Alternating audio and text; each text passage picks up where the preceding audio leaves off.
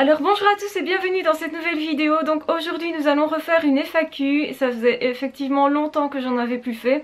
Donc il est temps et les questions pleuvent. Donc on en a un tas innombrable. Donc je vais essayer de reprendre celles principalement qui sont citées le plus souvent et celles qui me paraissent plutôt importantes pour l'instant en tout cas.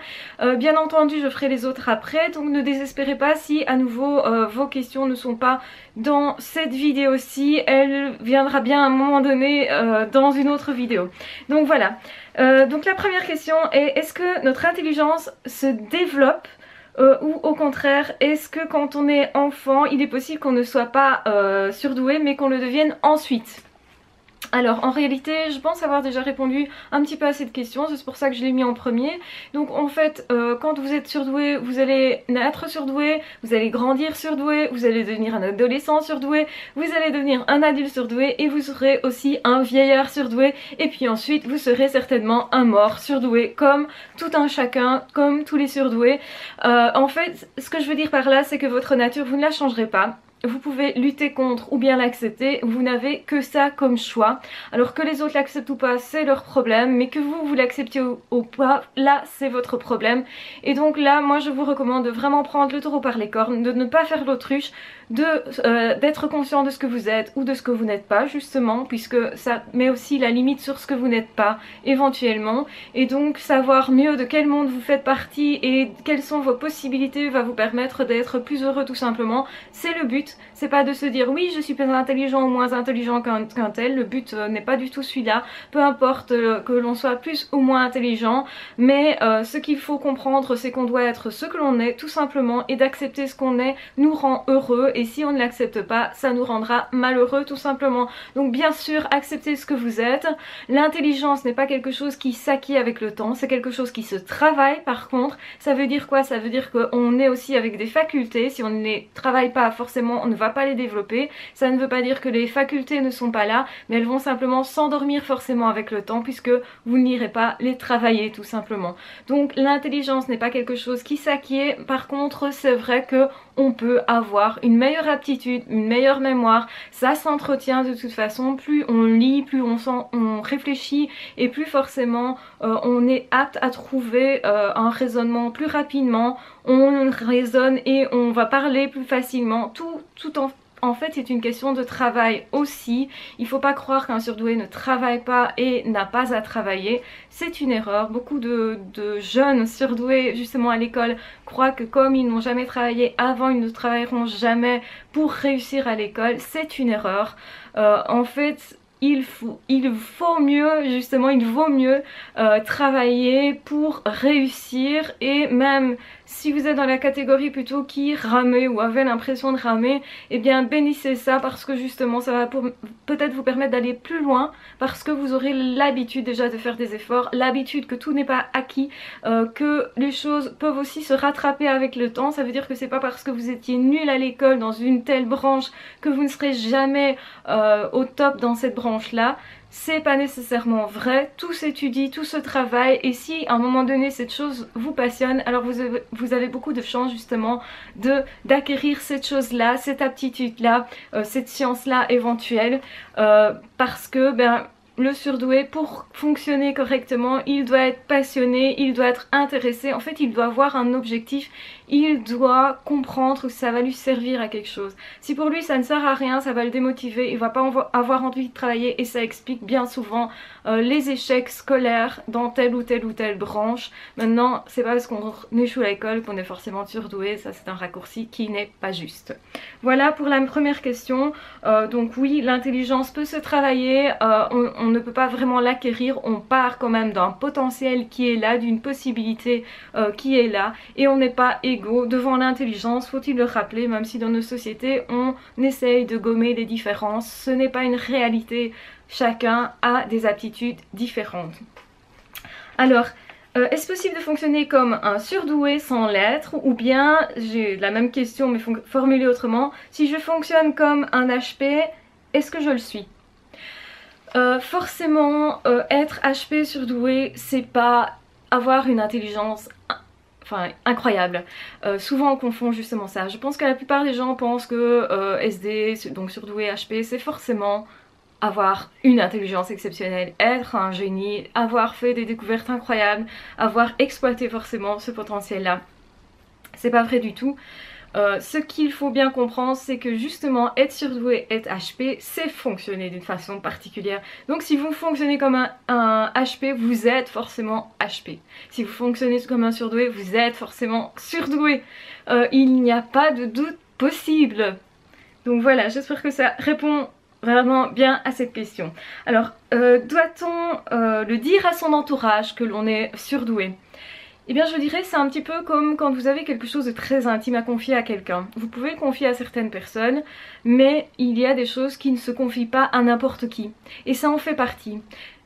Pouvoir dire à quelqu'un qu'on est surdoué, ça veut dire qu'on doit être particulièrement proche de cette personne-là, ça veut dire que cette personne-là va l'accueillir et en tout cas, comment dire, disposée à l'accueillir, ça se ressent. Hein. Donc fiez-vous vraiment à votre feeling, à ce que vous ressentez parce que c'est ça qui va faire toute la différence.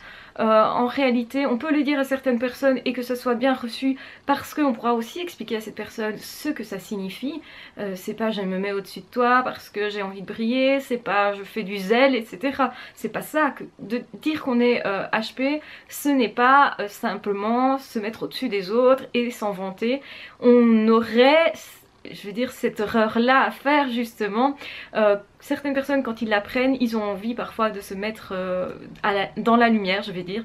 Et je ne critique pas ça, je comprends très bien, mais c'est une erreur parce que ce n'est pas nécessairement recevable par l'autre personne. Il faut faire attention à qui on s'adresse. Il ne faut pas le chanter sur tous les toits, je pense pas. De toute façon, ça vous aidera pas. Ce qui est important, c'est que vous compreniez vous, comment vous fonctionnez, que vous compreniez vous où ça vous amené, ce que ça explique en fait, votre chemin, votre histoire, tout ça c'est en lien et à remettre justement avec votre type de personnalité. Votre type de personnalité est forcément lié au fait d'être surdoué, même si on n'a pas tous la même personnalité.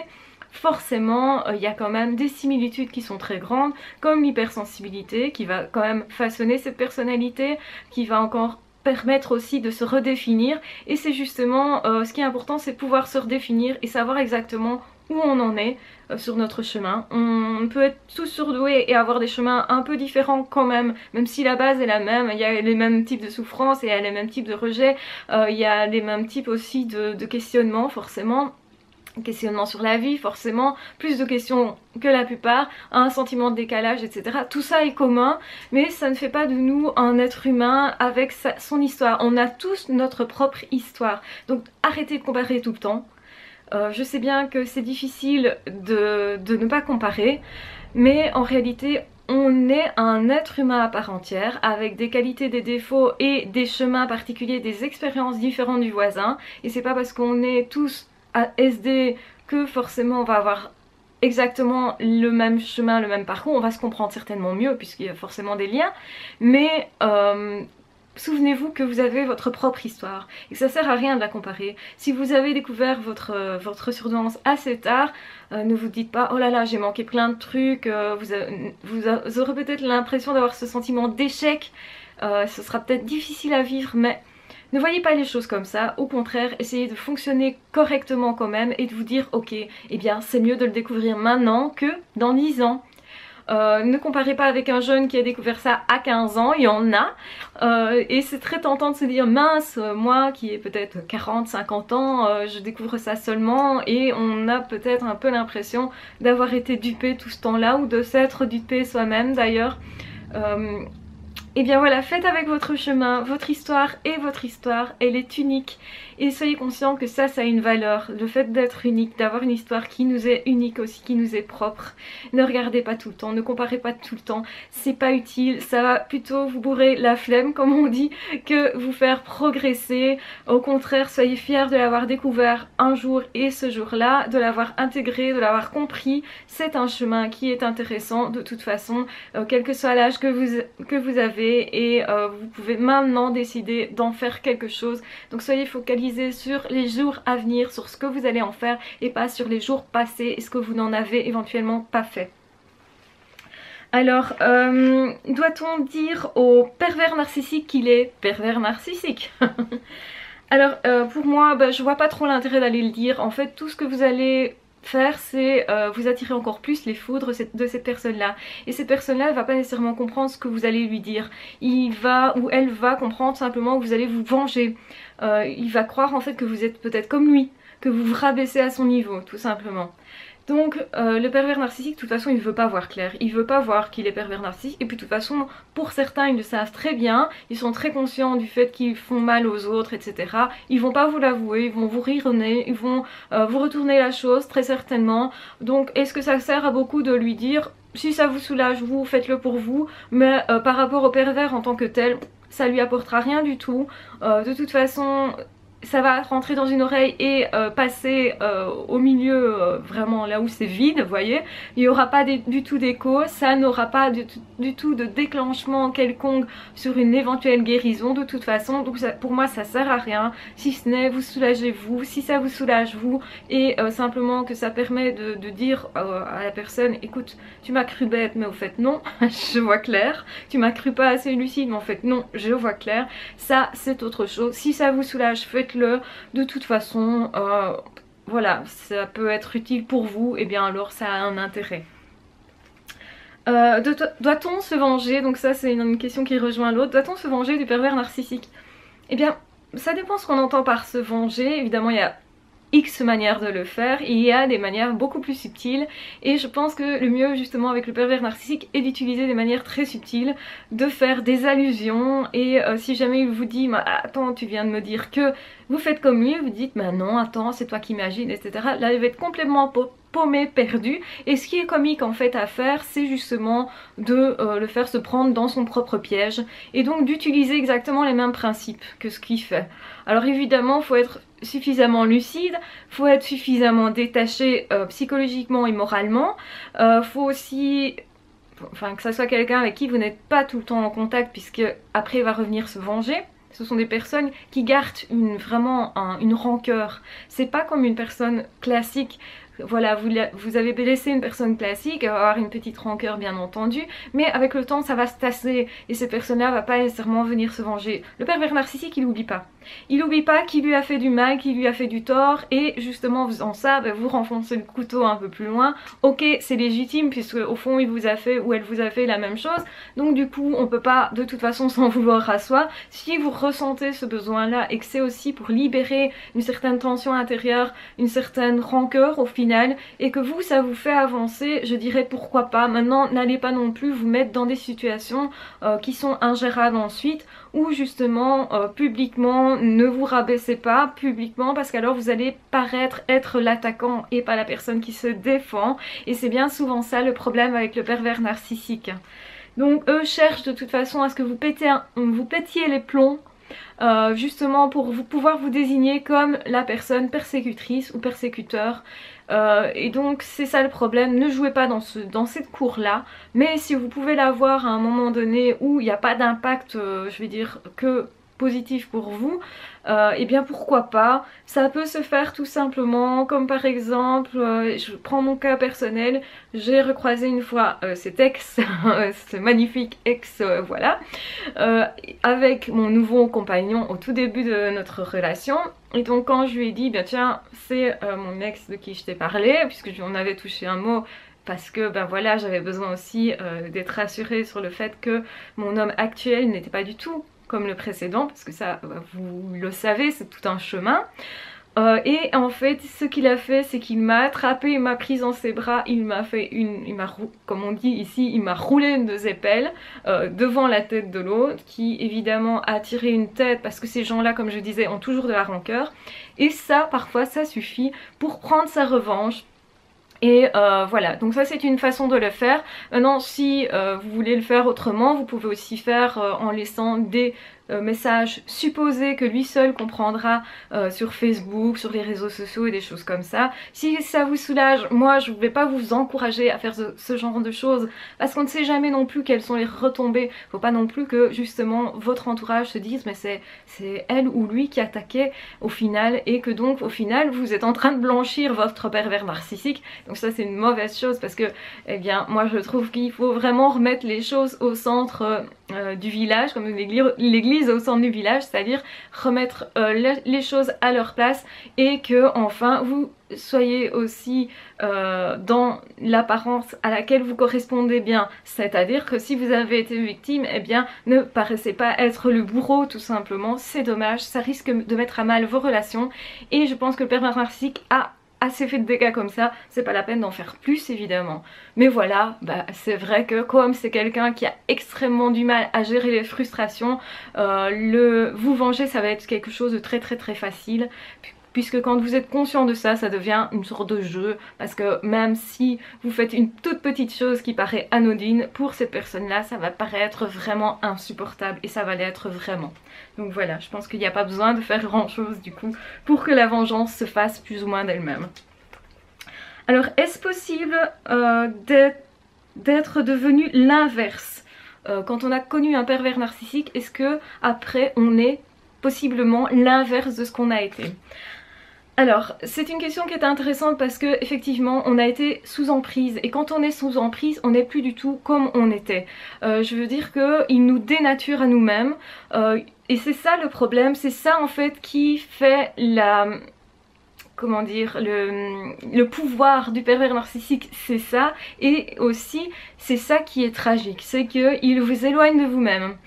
Alors, eh bien, de toute façon, rien n'est jamais perdu. Bien entendu, vous serez toujours quand même vous et il ne tient qu'à vous au final que d'aller rechercher ce que vous étiez avant. Et c'est pour ça que pour moi, quand on guérit, quand on fait ce travail de deuil, puisque c'est quand même un travail de deuil qu'on fait là quand on n'est plus en contact avec le pervers narcissique, ce qui va se passer, c'est que vous allez vous remettre à être en contact avec vous-même davantage et donc non, vous n'allez pas redevenir l'inverse, enfin vous n'allez pas devenir mauvais si c'est la question, je suppose que c'est ça la question, vous n'allez pas devenir mauvais parce que vous n'êtes pas quelqu'un de mauvais à la base et ça faut se rendre compte de ça. Mais le pervers narcissique essaye de vous faire croire que vous allez de toute façon mauvais et que le problème vient de vous.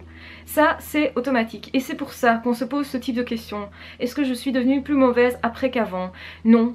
Absolument pas, vous êtes plus conscient qu'effectivement il existe ce type de personnes, ce que sûrement avant vous n'avez pas comme conscience, mais ça ne veut pas dire que vous allez être mauvaise, non. Vous allez récupérer ce que vous étiez avant et vous allez devenir vraiment quelqu'un de réel, vous allez plus choisir en fait quel type de relation vous voulez avoir avec quelle personne, vous allez être davantage authentique et aussi davantage prévenu. Ça veut dire que vous aurez perdu cette innocence que vous aviez avant. Ah oui, il y a quelque chose qui se perd quand même. Mais cette perte-là, au final, elle vaut la peine parce qu'au final, vous allez aussi vous rendre compte des personnes qui en valent vraiment la peine. Et ça, c'est vraiment génial au niveau de l'amitié, au niveau de l'amour aussi. Et vous allez voir que vous allez évoluer vraiment dans le bon sens. Donc n'ayez pas peur d'être devenu mauvais. C'est ce que le pervers narcissique a essayé de vous convaincre, a essayé de vous faire croire. Mais ne restez pas bloqué dans ce que le pervers narcissique vous a dit. Ne croyez jamais ce que un pervers narcissique vous dit. Il n'y connaît rien, il n'y sait rien, il ne connaît pas ce que vous êtes.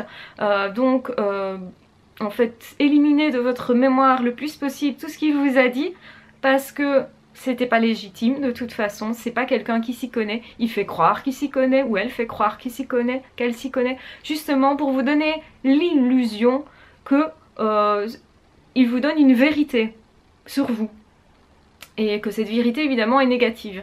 N'en croyez rien parce que c'est comme ça qu'on guérit, c'est comme ça qu'on fait le deuil. Donc dépassez cette étape là, c'est une étape qui est normale, donc vous êtes sur le bon chemin mais il faut encore travailler pour vous réconcilier avec vous-même, pour aller rechercher ce que vous étiez avant. N'hésitez pas à relire des journaux intimes qui sont vieux et qui vous permettent de voir qui vous étiez avant et en fait c'est ce que vous êtes aussi au fond de vous, au plus profond de vous. C'est simplement que vous devez vous débarrasser de tout ce qui a été dit et qui a vraiment pollué comme ça votre esprit et vos croyances. Voilà, donc c'est important, le pervers narcissique vraiment agit sur vos croyances et vous pollue l'esprit. Il faut du coup dépolluer tout ça, ça prend du temps, c'est un nettoyage vraiment à faire et c'est sur ça que vous allez travailler et vous allez retrouver l'être bon que vous étiez avant, la personne que vous étiez avant, avec qualité et défauts. On a tous des défauts et c'est tant mieux, c'est ça aussi qui nous rend aimables et soyez surtout aimés en fait. vos défauts. Aimez ce que le pervers narcissique pointait du doigt comme étant vos défauts. C'est comme ça que vous allez vous en sortir, vous allez vous rendre compte que ce n'était pas des défauts, que c'était simplement aussi ce qui faisait partie de vous. En fait, le pervers narcissique va pointer du doigt ce qui est le meilleur pour vous, les meilleures relations que vous avez, il va les critiquer. Donc surtout, n'écoutez rien, ne croyez rien de ce que le pervers narcissique vous dit et faites exactement l'inverse de ce qu'il vous conseille. Alors, une autre question. Est-ce que nos ex-amis peuvent être dupés par le pervers narcissique? Bien entendu, vous avez été dupé vous-même. Pourquoi est-ce que vos amis ne pourraient pas être dupés? Alors pourquoi ces gens-là s'en vont justement? C'est parce qu'ils ont cru le pervers narcissique. Parce qu'il a fini par mettre en scène des choses et même les apparences généralement sont contre vous. Et c'est pour ça que les amis se disent bien tiens ça c'est quand même bizarre, qu'est-ce que c'est que cet ami qui au final ne se défend pas. Les amis en ont marre aussi de voir que vous ne vous défendez pas nécessairement, ou éventuellement marre de vous voir malheureux et de vous voir vous plaindre. C'est vrai que c'est pas évident au long terme de voir quelqu'un qui se plaint tout le temps. C'est usant tout simplement. Ces amis-là ne sont pas nécessairement de faux amis, sont peut-être des amis qui eux-mêmes avaient du mal à assumer cette négativité-là. Peut-être déprimaient-elles un peu eux-mêmes, vous voyez. Donc c'est ça en fait qui se passe. Et donc laissez passer un petit peu de temps et puis retournez vers ces gens-là et posez-leur la question. Je sais que j'étais chiante peut-être à ce moment-là, mais tu sais, c'est parce que j'ai souffert. Maintenant ça va mieux. Est-ce que tu veux bien qu'on se revoie tout simplement? Est-ce que tu veux bien qu'on aille boire un verre tout simplement? Et faites en sorte de parler de tout et de rien pour renouer la relation. N'allez pas dans quelque chose de trop profond et surtout évitez d'aborder ce sujet-là. Voilà, essayez de parler complètement d'autre chose, de passe-temps que vous vous seriez trouvé, de nouvelles rencontres éventuelles, voilà, de tout ce qui vous rend la vie plus belle maintenant pour montrer à ces personnes que vous n'êtes plus cette personne triste. Et évidemment, il y a beaucoup de personnes qui pour se sauvegarder en fait s'éloignent des gens tristes, s'éloignent des gens qui ont des problèmes.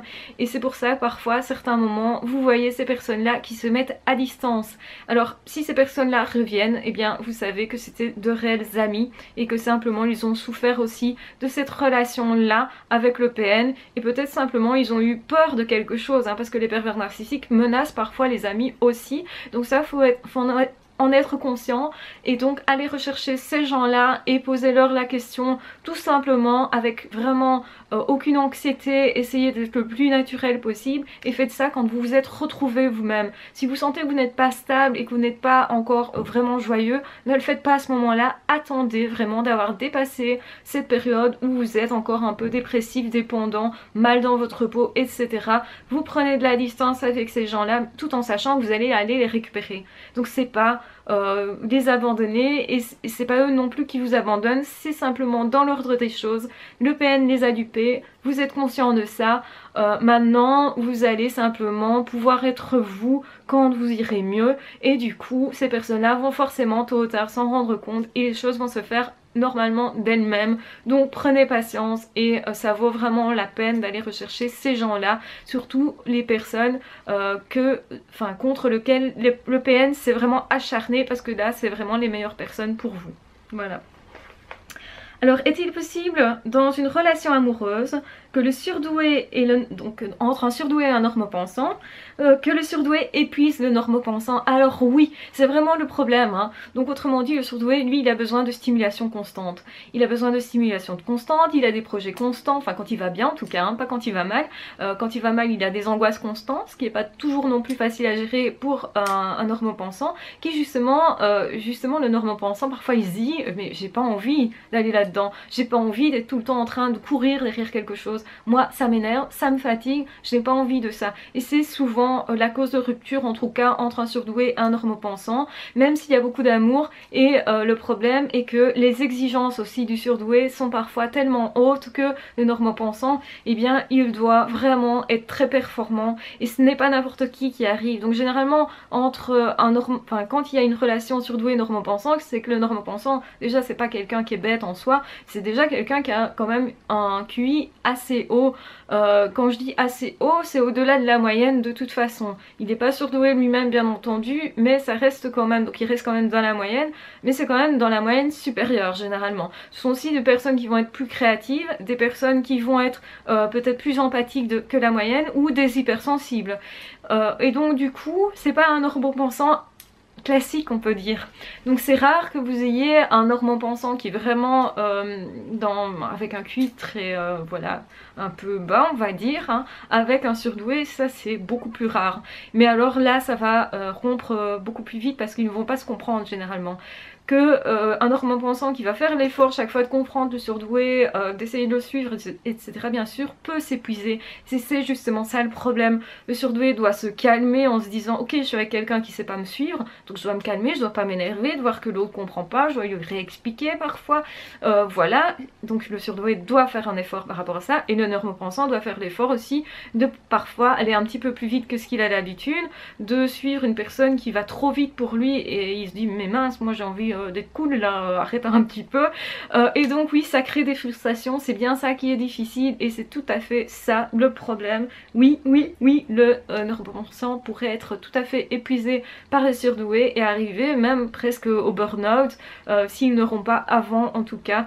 Et bon, ça n'enlève rien à l'amour et aux sentiments, hein. Donc c'est un petit peu ça le problème, c'est que ben oui, bien sûr, c'est génial quand il y a des sentiments d'amour qui sont comme ça partagés et on connaît tous la valeur que ça ne se trouve pas à tous les coins de rue, donc c'est tout ce que ça a une profonde valeur, qu'on soit normopensant ou pas d'ailleurs, peu importe, mais le problème c'est vraiment ça, le surdoué, eh bien il doit essayer de se tempériser, ce qui est pas facile parce que c'est pas sa nature, et le normopensant il doit essayer de courir un petit peu plus, de performer plus, d'être plus ouvert d'esprit je vais dire, c'est pas évident non plus, et tout ça crée des problèmes forcément, donc voilà.